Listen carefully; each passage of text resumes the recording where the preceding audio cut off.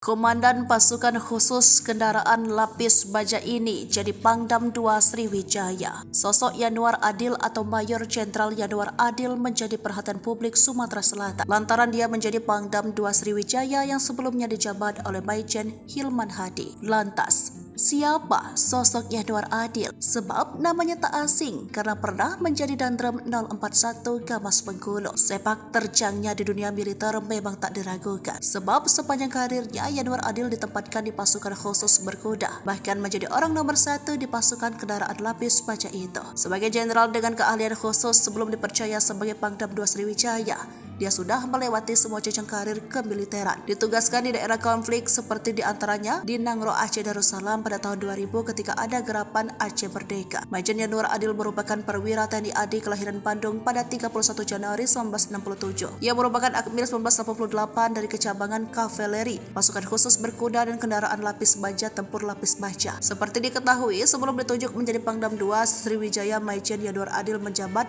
dan Pustenkaf TNI AD. Saat menyandang pangkat bintang 1 itu, sejumlah jabatan pernah ia emban, diantaranya Wadan Pesankaf Kodit Latat 2017, di Lemhanas RI 2018, Akmil 2019, dan Rem 041 Garuda Emas 2020, dan Irdam 3 Siliwangi 2021. Lalu saat berpangkat Letkol Maljen, Yanuar Adil juga pernah menjadi analisis kebijakan bidang Polkamrek Debit Chandra Setjen Wantanas 2011, analisis kebijakan bidang ekonomi Debit Dijandra Setjen Wantanas 2012, kemudian Pamen Denma Mabesat Diksesko TNI 2013 dan Danrem 101 Antasari 2013.